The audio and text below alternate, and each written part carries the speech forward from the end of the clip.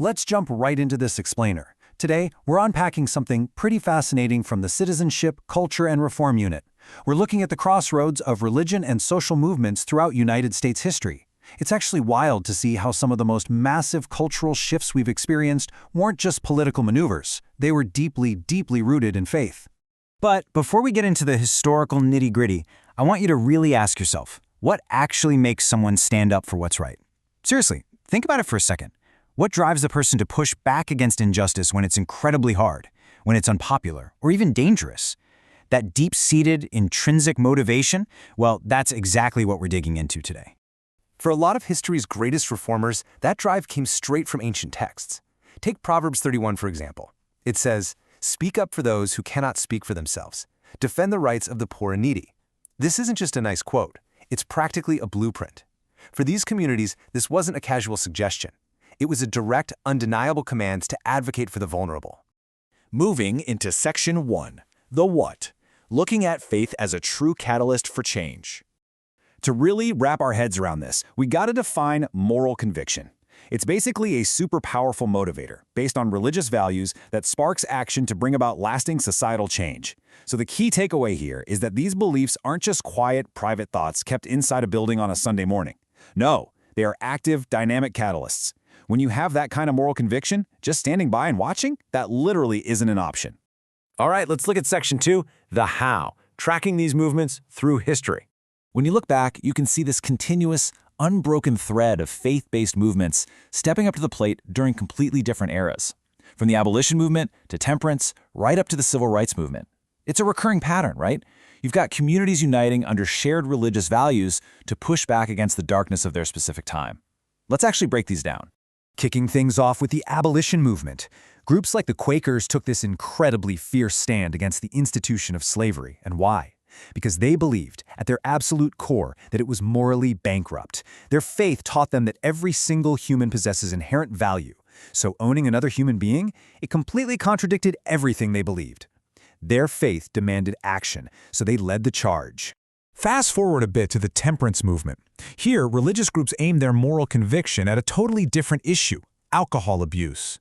They saw the sheer destruction it was causing to households, and they mobilized to reduce alcohol consumption specifically to protect families and safeguard their communities. Once again, you see that moral compass driving serious civic action.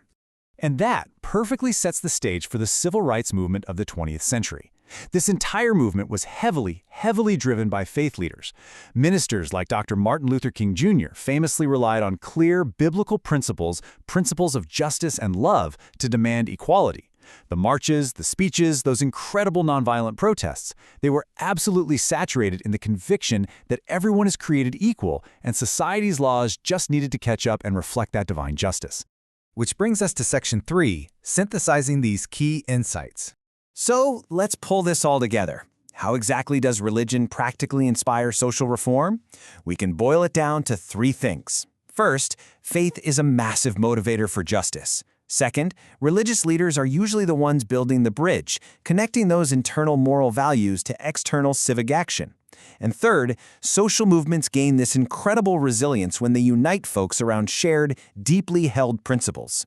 It takes a disorganized crowd and turns it into an unstoppable movement.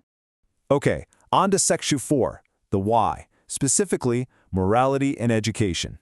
Now, this brings us to an interesting concept from the source material, the HeroesMart Academy Godly Learners Philosophy. It presents a pretty stark contrast in how we approach education. The argument here is that education without morality, being supposedly book smart but lacking a moral compass, ultimately just causes pain because it leads to choices that hurt yourself and others.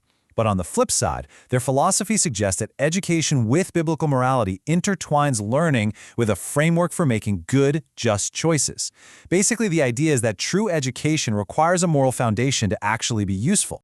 The source material also points out a deeply personal benefit to this approach, referencing Romans chapter 8. It promises peace of mind to everyone who keeps their mind spiritual. So according to this philosophy, tying your education to biblical morality isn't just about preparing you to go out and fight injustice in the world. It's actually meant to ensure you live a purposeful, peaceful life on the inside too. It's about grounding all that growing intellect in a true spirit of peace. And that brings us to the end of our explainer today. I want to leave you with one final thought to chew on. Based on everything we just looked at, from the Quakers to the civil rights leaders to the concept of a morally grounded education, why might moral beliefs inspire you to take action? How will your own convictions inspire you to step up, speak out, and create lasting change in your world? Something to think about. Catch you next time.